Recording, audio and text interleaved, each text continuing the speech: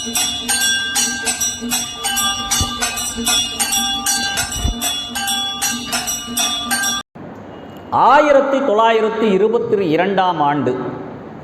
மே மாதம் 11ஆம் தேதி 1922 மே மாதம் 11ஆம் தேதி பகவான் ரமண மகரிஷி அவர்கள் திருச்சுழி என்ற ஊரிலிருந்து மதுரைக்கு வந்துடுறார். அப்போ அவருக்கு பேர் வெங்கட்ராமன் பேர். அவர் என்ன பண்ணுறாருன்னா, திருவண்ணாமலையில் இருக்கக்கூடிய ஈசன் ஈர்த்து கொண்டதினால் அவர் என்ன பண்ணுறாரு, திருவண்ணாமலைக்கு வந்துடுறார். திருவண்ணாமலையில் அவர் எடுத்துக்கொண்ட பயிற்சி எதுனா, நான் இந்த மண் உலகிற்கு என்ன காரணத்திற்காக வந்தேன், நான் யார், இதுதான் அவருடைய தேடல். இந்த மண் உலகிலே நான் வந்ததற்குரிய காரணம் என்ன, அந்த காரணத்தை அறிய வேண்டும் என்பதற்காக தன்னை தேடுகின்ற பணியிலே பகவான் ரமண மகரிஷி அவர்கள் ஈடுபட்டார். அப்படி ஈடுபட்டிருந்த வேளையிலே அவருடைய தாய் அழகம்மாள்னு பேர். அந்த அம்மா உடல்நிலை சரியில்லாமல் இருக்கிறாங்க. அப்படி உடல்நிலை சரியில்லாத பொழுது தன் மகனை பார்க்க வேண்டும், மரண தருவாயிலே தன்னுடைய மகனை பார்க்க வேண்டும் என்று ஆசைப்படுகிறார். இந்த செய்தியை பகவான் ரமணருக்கு செய்தி அனுப்புகிறார்கள். பகவான் ரமணர் என்ன சொல்றார்னா, நான் ஈசனை நோக்கி வந்து விட்டேன், ஈசனை நோக்கி வந்த பிறகு எனக்கு இந்த மண்ணுலகில் இருக்கின்ற பற்றுகளை எல்லாம் நான் அறுத்து விட்டேன். நீ இந்த மண்ணுலகிலே என்னை பெற்ற அம்மா, நீ என்னை பார்க்க வேண்டுமென்றால் நீ வேண்டுமானால் திருவண்ணாமலையை நோக்கி வா என்று தன் தாயை வரவழைத்து விடுகிறார். வரவழைத்த பிறகு அந்த அம்மா அவர்கள் ரமணரை பார்த்த பிறகு, நான் என்னுடைய இறுதி பயணத்தை, என்னுடைய மரணத்தை என்னுடைய மகனுடைய கால் மீது தலை வைத்து மரணம் அடைய வேண்டும் என்று அவர்கள் விரும்புகிறார்கள். அப்படியே ரமணர் என்ன பண்ணுறாருன்னா, மரண தருவாயில் இருக்கக்கூடிய தன்னுடைய தாயை தன்னுடைய துடையன் மீது படுக்க வைத்து என்ன பண்ணுறாருன்னா, காலை 8 மணிக்கு உயிர் துடிக்க ஆரம்பிக்கிறது. உடலுக்கும் உயிருக்குமான போராட்டம் தொடங்குகிறது. உயிர் என்ன சொல்கிறது, இந்த உடலை விட்டு நான் நீங்க போகிறேன் என்கிறது. இந்த உடல் என்ன சொல்கிறது, நீ என்னை விட்டு பிரிந்து போ என்கிறது. இப்படியான ஒரு போராட்டம், உடலுக்கும் உயிருக்குமான ஒரு போராட்டம் நடந்து கொண்டிருக்கிறது. காலையில் 8 மணிக்கு என்ன செய்தார்னா, பகவான் ரமண மகரிஷி தன்னுடைய சீடர்களை எல்லாம் அழைத்தார். சீடர்களை எல்லாம் அழைத்து திருவாசகத்தில் இருக்கக்கூடிய சிவபுராணத்தை பாடச் சொன்னார். முதல் வரி நமச்சிவாயம் வாழ்க என்று தொடங்கி சிவபுராணத்தை பாடச் சொல்கிறார். அதற்கு பிறகு முழுமையாக திருவாசகம் அடியவர்களால் பாடப்பட்டு கொண்டே வருகிறது. இரவு 8 மணி நெருங்குகிறது. அத்தனை சீடர்களும் பசியோடு உட்கார்ந்து கொண்டு திருவாசகத்தை முற்றோதுதல் நடத்தி கொண்டிருக்கிறார்கள். இரவு 8 மணிக்கு அந்த அம்மையாரினுடைய உயிர் பிரிகிறது. பிரிந்த பிறகு ரமணர் என்ன பண்ணார்னா, அனைத்து சீடர்களையும் அழைத்தார்.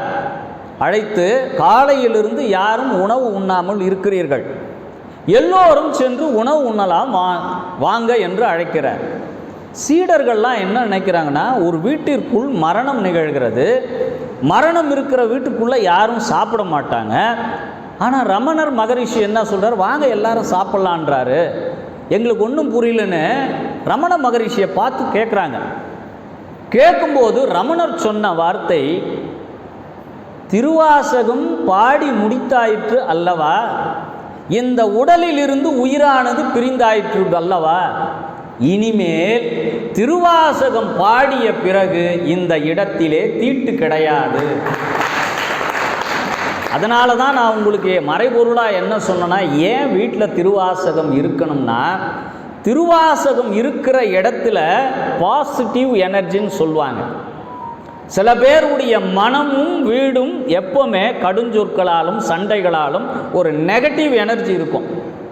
அந்த நெகட்டிவ் எனர்ஜி இருக்கக்கூடிய இடத்துல திருவாசகம் என்ற ஒரு நூலை நீங்கள் வச்சிங்கன்னா அந்த வீட்டோட சூழ்நிலையே பாசிட்டிவ் எனர்ஜிக்கு மாறும். இதை நமக்கு முன்னெடுத்து சொன்னவர் யார்னா பகவான் ரமணர் நமக்கு சொன்னார். இறந்தாயிற்று, திருவாசகம் பாடியாயிற்று, திருவாசகம் முடித்தாலே அந்த இடம் முழுமையாக தூய்மை நிறைந்து விட்டது. அதனால் எல்லோரும் நாம் உணவு உண்ண செல்லலாம் என்று அழைத்து சென்று அனைவரும் உண்டார்கள். இதுதான் திருவாசகத்தினுடைய சிறப்பினிலே ஒன்று. இன்னொன்று, ஆனி மாதம் ஆயில்ய நட்சத்திரம். இந்த நாளன்று மாணிக்க வாசக பெருமான் சிதம்பரத்திலே இருக்கிறார். இன்றைக்கு என்னுடைய சொற்பொழிவிலே நான் உங்களுக்கு மாணிக்க வாசகர் வரலாற்றை எல்லாம் அதிகமாக தொடப்போவதில்லை. ஏனென்றால் அடியவர்களாக இருக்கக்கூடிய நீங்கள் நிறைய மாணிக்க வாசகருடைய கதையை உள்வாங்கி இருக்கிறீர்கள். அதனால் கேள்விப்பட்ட செய்திகளை திரும்ப திரும்ப திரும்ப சொல்வதில் பலனில்லை.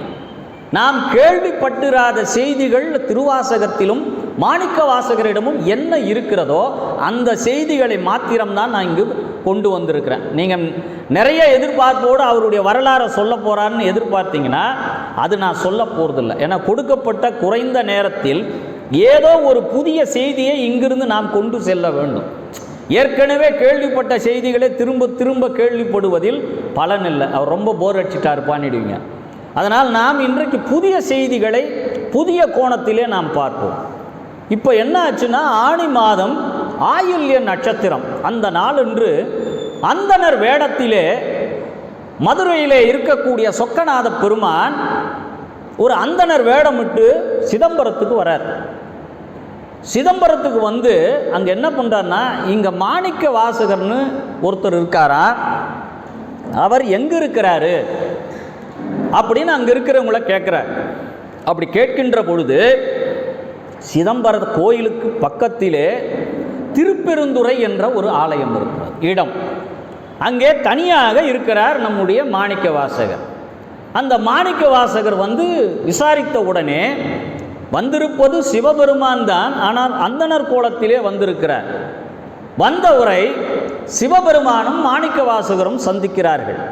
வந்தவர் சிவபெருமான் என்று மாணிக்க வாசகருக்கு தெரியாது. இப்போ இருவரும் சந்திக்கின்ற பொழுது அந்த அந்தணர் வடிவிலே இருப்பவர் கேட்கிறார், நீங்கள் இதுவரையில் பாடிய பாடல்கள்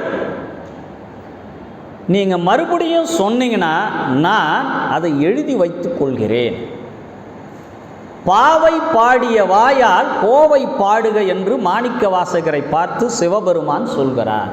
பாவை என்று சொன்னால் திருவெம்பாவை, கோவை என்று சொன்னால் திருக்கோவையார். அதை இவர் என்ன கேட்கிறார் சிவபெருமான், பாவை பாடிய வாயால் கோவை பாடுக என்று மாணிக்க வாசகர் சொல்ல சொல்ல இவர் ஓலைச்சுவடியிலே எழுதுகிறார். எழுதி முற்று பெறுகிறது.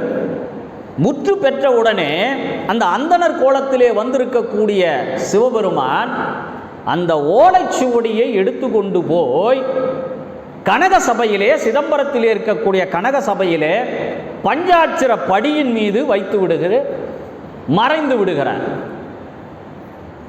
மாணிக்க வாசகரும் இவரிடம் சொல்லிவிட்டு அவர் இருப்பிடத்தை நோக்கி சென்று விடுகிறார். காலையிலே ஆலயத்தை திறந்து அந்தணர் பெருமக்கள் உள்ளே வருகிறார்கள். வந்து பார்த்தால் கனக சபையிலே பஞ்சாட்சர படியின் மீது ஒரு ஓலைச்சுவடி இருக்கிறது. அவர்கள் எடுத்து பார்க்கிறார்கள். அந்த எடுத்து பார்த்த பொழுது அதிலே இருக்கின்ற வாசகம் மணிவாசகன் சொல்ல அழகிய சிற்றம்பலமுடையான் எழுதியது என்று அதிலே கையொப்பம் விட்டு இருக்கிறார். உலகத்திலே எந்த சமயத்திலும் இறைவன் கையொப்பம் விட்டிருக்கிறார் என்பது எங்குமே கிடையாது. மாணிக்க வாசகருக்காக மணிவாசகன் சொல்ல அழகிய சிற்றம்பலமுடையான் எழுதியது என்று சிவபெருமான் கையெழுத்து இட்டு அந்த பஞ்சாட்சர படியிலே வைத்துவிட்டு மறைந்து விடுகிறார். மறுநாள் அந்தணர்கள் வருகிறார்கள், எடுத்து படித்து பார்க்கிறார்கள். உள்ளே மணிவாசகன் சொல்ல அழகிய சிற்றம்பலமுடையான் எழுதியது என்ற கைச்சாத்தை பார்த்த பிறகு மாணிக்க வாசகரிடம் போகிறார்கள். மாணிக்க வாசகரிடம் போய் இந்த பாடல் நீங்கள் சொன்னது தானா என்று கேட்கின்ற பொழுது ஆமாம், நான் சொன்ன பாடல்தான். நேற்று அந்தணர் வடிவிலே ஒருவர் வந்து இதை எழுதினார் என்று சொன்ன பொழுது கீழே பார்க்கிறார். அழகிய சிற்றம்பலம் உடையான் என்று சிவபெருமானுடைய கையெழுத்தை பார்த்தவுடன் வந்தது சிவபெருமான் தான் என்று மாணிக்க வாசகரும் உணர்ந்து கொள்கிறார். அன்றைக்கு தில்லையிலே இருந்த அந்தணர் பெருமக்களும் உணர்ந்து கொள்கிறார்கள். இப்போ சிதம்பரம் கோயிலுக்குள் வருகிறார்கள் அந்தணர்களும், நம்முடைய மாணிக்க வாசகரும் வரார். இப்போ அந்த பாடலை படிக்கிறாங்க. அந்த பாடலை படிச்சுட்டு மாணிக்க வாசகரிடம் கேட்குறாங்க, இந்த பாடலுக்கு பொருள் என்ன? இந்த பாடலினுடைய பொருளை நீங்கள் விளக்கி சொல்லவும். அப்படி சொல்கின்ற பொழுது மாணிக்க வாசகர் சொல்கிறார், அந்த சிதம்பரத்திலே இருக்கக்கூடிய நடராஜ பெருமானை காட்டி, இந்த ஒட்டுமொத்த திருவாசகத்துக்கும் ஒரே பொருள் என்றால் இங்கே இருக்கிற இந்த நடராஜ பெருமான் தான் இதற்கு மொத்த பொருள் என்று கை காட்டிவிட்டு அங்க நடராஜ பெருமானுடைய முன்னால் இருந்த சிவஜோதிக்குள் அவர் உள்ளே சென்று தன்னை ஐக்கியப்படுத்திக் கொள்கிறார். சிவபெருமானோடு இரண்டரை மாணிக்க வாசகர் கலந்து விடுகிறார். அந்த நாள் தான் ஆனி மாதம் மக நட்சத்திரம். அந்த நாளில்தான் மாணிக்க வாசகருக்குரிய குரு பூஜை கொண்டாடப்படுகின்ற நாள். இப்போ அந்த சிவபெருமான் கைச்சாத்திட்டு கொடுத்த அந்த ஓலைச்சுவடி எங்கே இருக்குன்னா சிதம்பரத்தில் நீண்ட நாள் இருக்கு. இப்படி இருக்கின்ற பொழுது இந்த அந்தணர்களிலே இரு பிரிவுகளாக பிரிகிறார்கள். இந்த திருவாசகம் யாருக்கு சொந்தம் என்பதிலே போட்டி. இப்படி போட்டி நடைபெற்று கொண்டிருக்கின்ற பொழுது இந்த அந்தணரில் ஒரு பிரிவு என்ன பண்ணுறாங்கன்னா, அந்த சிதம்பரத்திலே இருக்கக்கூடிய சிவகங்கை தீர்த்த குளத்தில் என்ன பண்ணுறான், ஒருத்தன் கொண்டு போய் இந்த திருவாசகத்தை ஒரு பெட்டியில் வச்சு அந்த குளத்தில் தூக்கிட்டு போய் போட்டுறான். ரெண்டு பிரிவாயிடுறாங்க.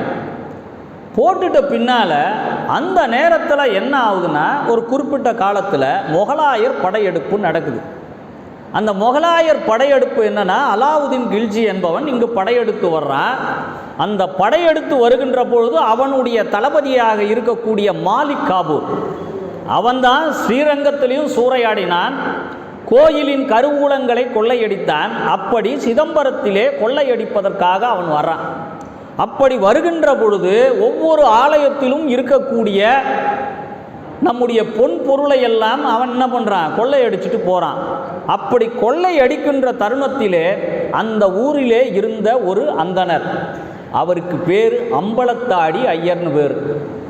அவர் என்ன பண்ணுறாரு, ஒரு நாள் குளத்தில் சிவகங்கை குளத்தில் குளிக்கலான்னு போகும்போது அந்த குளத்தில் ஒரு பெட்டி இருப்பதை காண்கிறார். அந்த பெட்டியை எடுத்து கொண்டு வந்து பார்க்குறார். அந்த பெட்டியில் இருப்பது என்னன்னா, சிவபெருமான் எழுதிய திருவாசகம் பாதுகாக்கப்பட்டு இருந்தது. இப்போ இஸ்லாமியருடைய படையெடுப்பு ஒரு பக்கம் நடந்துட்டு இருக்கு. இப்போ இந்த திருவாசகத்தை பாதுகாக்கணும்னா என்ன பண்ணுறதுன்னா, அப்பொழுது இந்த அம்பலத்தாடி ஐயர் என்ன பண்ணுறாருன்னா பாண்டிச்சேரியை நோக்கி பயணப்படுறார்.